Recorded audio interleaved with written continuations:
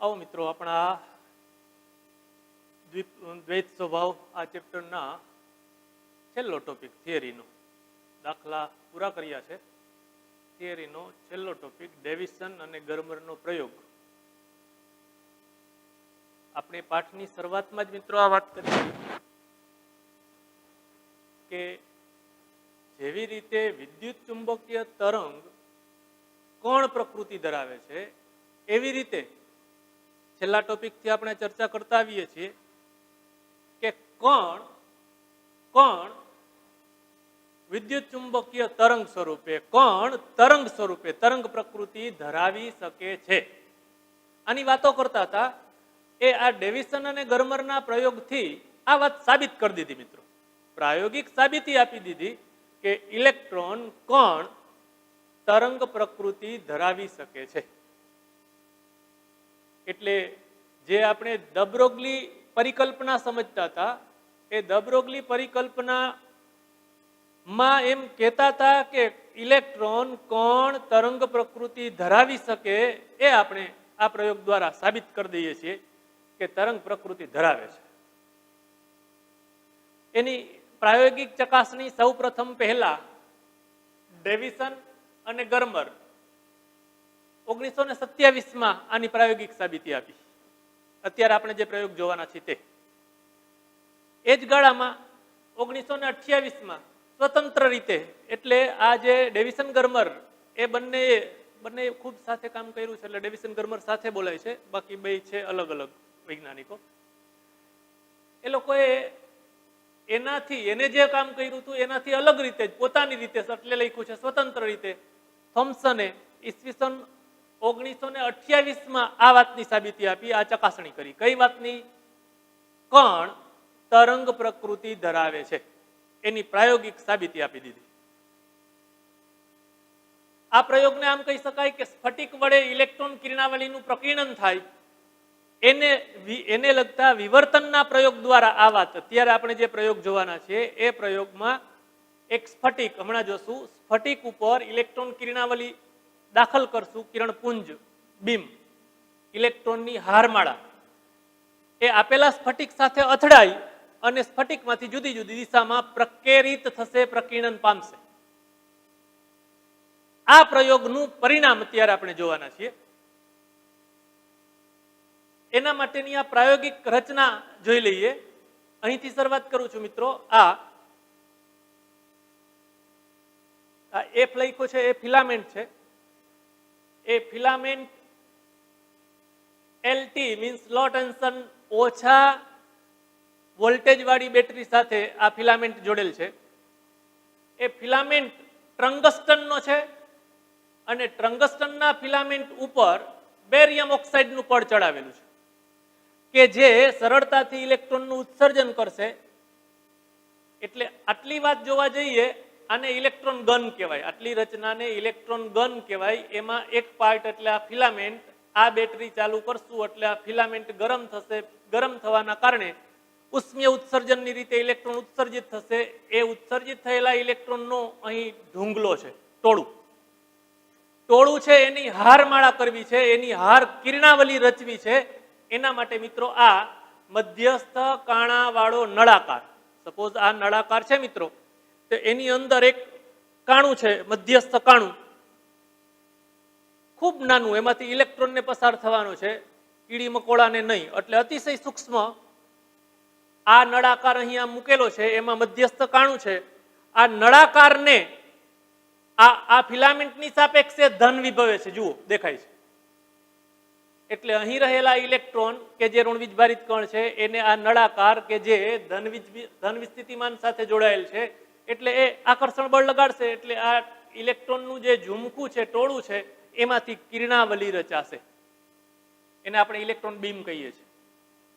आ electron beam आम गति करता करता करता आ टार्गेट निकल नो स्फटिक छे एना पर અથડાશે। હવે એને કેટલા વેગથી અથડાવવા, એ ઇલેક્ટ્રોનને કેટલા પ્રવેગિત કરવા એ આ વોલ્ટેજ ઉપર આધારિત છે મિત્રો। એને આપણે નામ આપ્યું છે હાઈ ટેન્શન બેટરી। વધુ વોલ્ટેજ આપી શકાય અહીં રિયોસ્ટેટ છે અથવા તો આ ચલ બેટરી છે, અર્થાત એના વોલ્ટેજ વધારી ઘટાડી શકાય છે. મિત્રો તમને ને મને ખબર છે, અગાઉ આપણે જોયું કે V વોલ્ટેજથી ઇલેક્ટ્રોનને પ્રવેગિત કરીએ તો W બરાબર VQ મુજબ W બરાબર VE જેટલી ઉર્જા એને મળે, એના પર એટલું કાર્ય થાય એટલે એને એટલી ઉર્જા મળે. અહીં V વોલ્ટેજ રાખ્યા હોય તો ઇલેક્ટ્રોન આ દિશામાં VE ઉર્જા સાથે ગતિ કરશે એવી તમને ખબર છે. આપણે સ્ટોપિંગ પોટેન્શિયલનો કોન્સેપ્ટ સમજ્યા ત્યારે આ વાત લાવ્યા હતા. હા, તો આ પ્રવેગિત થયેલા ઇલેક્ટ્રોન આ નિકલ સ્ફટિક સાથે અથડાશે. નિકલ સ્ફટિકની અંદર રહેલા નિકલના પરમાણુઓ, એ પરમાણુઓ સાથેની આંતરક્રિયા દરમિયાન પરમાણુઓ આપેલા સ્ફટિકની અંદર મોટી સંખ્યામાં પરમાણુઓ છે, એ દરેક પરમાણુઓને ઇલેક્ટ્રોન્સ છે, એ આંતરરચના સાથે આ ઇલેક્ટ્રોન કિરણાવલી અથડાય અને જુદી જુદી દિશામાં પ્રકેરિત થશે. કાલે આપણે આ વાત લીધી હતી કે ધારો કે એ પરમાણુઓ આવી રીતે ગોઠવાયેલા છે, આપેલા સ્ફટિકની અંદર પરમાણુઓ અલગ અલગ રીતે ગોઠવાયેલ હોય, ધારો કે આમ ગોઠવાયેલા છે, એમાં આપણે અહીંથી આવતા ઇલેક્ટ્રોન્સ સપોઝ અહીંથી દાખલ થઈને આવા માર્ગે આમ, જો અત્યારે મેં આ બ્લેક પેન થી લીટો દોર્યો, એ તરંગ જેવી રચના થાય છે, એની સાથે અથડાઈને કોઈ ઇલેક્ટ્રોન આમ નીકળશે મિત્રો, કોઈ ઇલેક્ટ્રોન આમ નીકળશે, કોઈ આમ નીકળશે, કોઈ આમ નીકળશે. એ કઈ દિશામાં ઇલેક્ટ્રોન જાય છે? ફરીથી ઇલેક્ટ્રોન કઈ દેખાતા તો છે નહીં કે આપણે નોંધી લઈએ 5 ઇલેક્ટ્રોન આમ ગયા, 2 આમ ગયા, હમણાં આવશે 2 આમ, એવું તો થતું નથી. એને નોંધવા માટે ડિટેક્ટર છે, આ ડિટેક્ટર રચના છે મિત્રો, કે જે આવા આખા આ વર્તુળાકાર સ્કેલ પર પરિભ્રમણ કરી શકે, વર્તુળાકાર સ્કેલ પર પરિભ્રમણ કરી શકે એવી આ રચના છે. ધારો કે અહીંથી આવતા ઇલેક્ટ્રોન આની અંદર જે આવી રચના છે એની સાથે અથડાઈને આ દિશામાં કેટલા ઇલેક્ટ્રોન ગયા છે એ જાણવું હોય આપણે.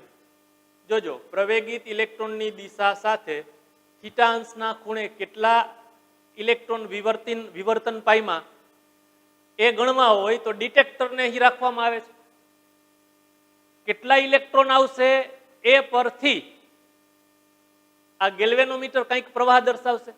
મને તમને ખબર છે ગેલ્વેનોમીટર વધુ પ્રવાહ બતાવશે તો એ દિશામાં આવેલા ઇલેક્ટ્રોનની સંખ્યા વધુ, અર્થાત આ દિશામાં આવેલી તીવ્રતા, ઇલેક્ટ્રોનની તીવ્રતા વધુ.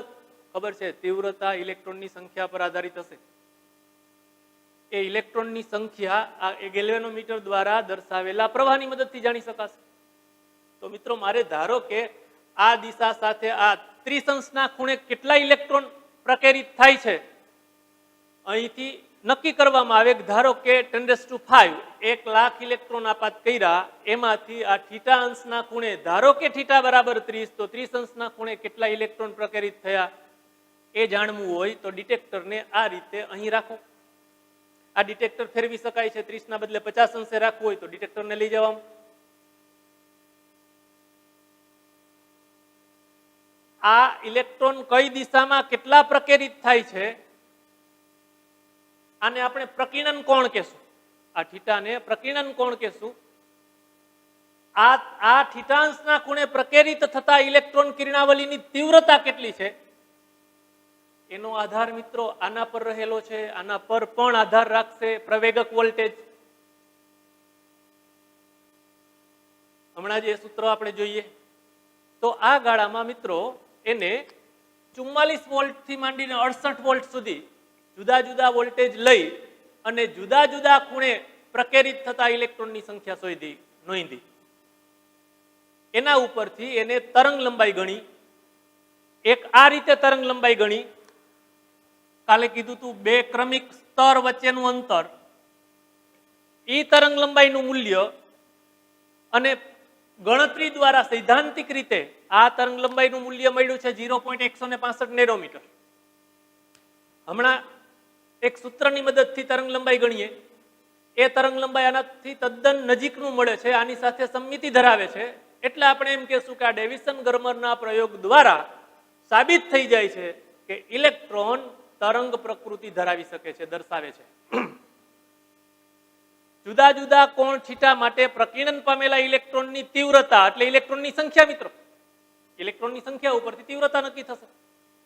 એનો ફેરફાર જુદા જુદા પ્રવેગક વોલ્ટેજ માટે આપવામાં આવ્યો છે મિત્રો. આ વાત અહીં ગ્રાફમાં બતાવવાનો પ્રયત્ન કર્યો છે, તમારી ટેક્સ્ટબુકમાં આ ગ્રાફ નથી, પણ શું કહેવા માંગે છે જરા સમજી લઈએ. આ પ્રવેગક વોલ્ટેજ છે, એક્સ અક્ષ ઉપર પ્રવેગક વોલ્ટેજ છે, વાય અક્ષ ઉપર પ્રકીર્ણન પામતા ઇલેક્ટ્રોનની સંખ્યા અને એના ઉપરથી નક્કી થતી તીવ્રતા દર્શાવી છે.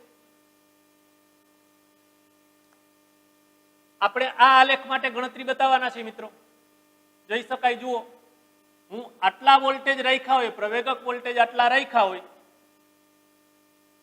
તો એને અનુરૂપ પ્રકીર્ણિત ઇલેક્ટ્રોન આટલા મળ્યા. મહત્તમ જોતું હોય મિત્રો તો તમે આ લીટી લઈ શકો કે જેમાં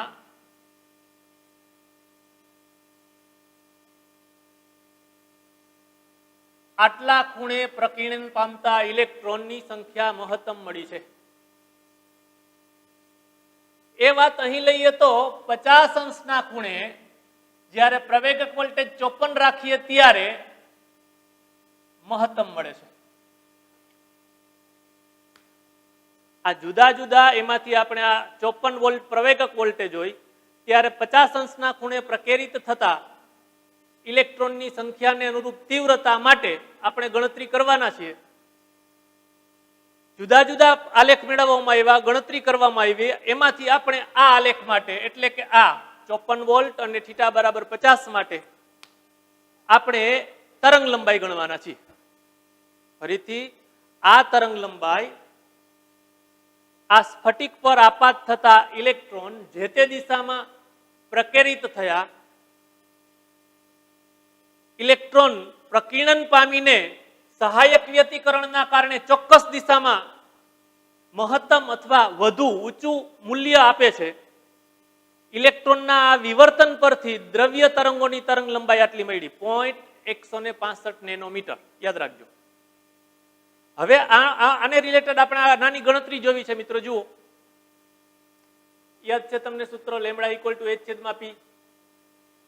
પી ના સૂત્રો આપણે દબ્રોગલી તરંગ લંબાઈ અને એના દાખલા પણ જોઈ લીધા છે. આવી બધી તમને યાદ છે મિત્રો, હોવું જ જોઈએ. પી ઇક્વલ ટુ mv અથવા તો √2mk ગતિ ઉર્જાના સ્વરૂપમાં, વેગના સ્વરૂપમાં, ગતિ ઉર્જાના સ્વરૂપમાં, અને હજી તમારે જોતું હતું વિસ્થિતિમાનના સ્વરૂપમાં 2mev. આ પોટેન્શિયલ ડિફરન્સ અથવા વિસ્થિતિમાનનો તફાવત. આ સૂત્રમાં લેમ્ડા બરાબર h/p √2mev, બે ઇલેક્ટ્રોનનું દળ, ઇલેક્ટ્રોનનો વીજભાર, પ્લાન્કનો અચળાંક કિંમત મૂકી દો તો તમને આ સંબંધ મળતો તો 1.227 divide by √v.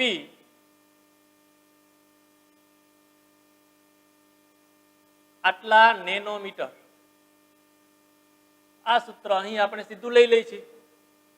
A 54 volt માટે પ્રવેગક વોલ્ટેજ જ્યારે 54 વોલ્ટ રાખીએ ત્યારે કેટલું મળે છે એ ગણવા માટે એ તરંગ લંબાઈ મળી મિત્રો, લેમ્ડા ઇક્વલ ટુ 0.167 નેનોમીટર, કે જે આની પહેલાનું મૂલ્ય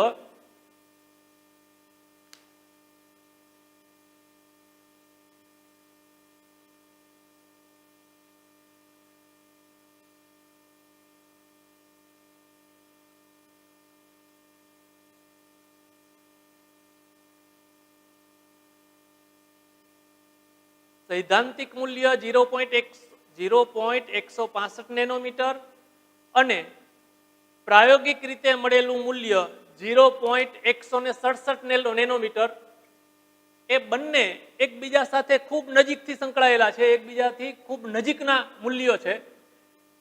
આમ એમ બોલી શકાય કે પ્રાયોગિક અને સૈદ્ધાંતિક પરિણામો એક સરખા મળે છે. એટલે આપણે અને વિજ્ઞાને સ્વીકાર્યું કે ભાઈ આ ડેવિસન ગર્મરના પ્રયોગની મદદથી સાબિત થાય કે ઇલેક્ટ્રોન, કે જેને આપણે કણ કહેતા આવીએ છીએ, એ તરંગ પ્રકૃતિ ધરાવી શકે છે. પછી તો મિત્રો આ વાતની એટલે કે કણ તરંગ પ્રકૃતિ ધરાવી શકે છે, આ વાતનો ઉપયોગ કરી અને સમયાંતરે ઈસવીસન 1989માં ઇલેક્ટ્રોન બીમના તરંગ સ્વરૂપનું પ્રાયોગિક નિદર્શન પ્રકાશના તરંગ સ્વરૂપ માટેના 2 સ્લિટના પ્રયોગ દ્વારા પણ કરવામાં આવ્યું. આપણે અત્યારે ઇલેક્ટ્રોનનું આ ડેવિસન ગર્મર દ્વારા ઇલેક્ટ્રોનને તરંગ સ્વરૂપે બતાવ્યો. એને વાત આપણે જે ઓપ્ટિક્સમાં યંગનો ડબલ સ્લિટ પ્રયોગ ભણ્યા છે એ વિદ્યુત ચુંબકીય તરંગો માટે કરતા હતા. તો એ જ વાત, એ પરિણામો, એની ચકાસણી ઇલેક્ટ્રોન માટે પણ કરવામાં આવી. ઇલેક્ટ્રોન બીમનું આ રીતે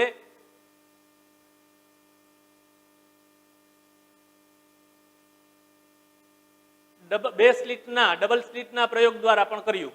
એ જ રીતે 1994માં ઇલેક્ટ્રોન કરતા ઘણો ભારે ઇલેક્ટ્રોન માટે કર્યું. પછી ઇલેક્ટ્રોન કરતા ઘણો ભારે આયોડિનના અણુઓનું બીમ, જેમ આપણા પ્રયોગમાં આપણે ઇલેક્ટ્રોનની કિરણાવલી લીધી, ઇલેક્ટ્રોન બીમ લીધો, એવી રીતે આયોડિનના પરમાણુઓની કિરણાવલી, આયોડિનના અણુઓનું દળ ઇલેક્ટ્રોન દળ કરતા ઘણું વધારે છે.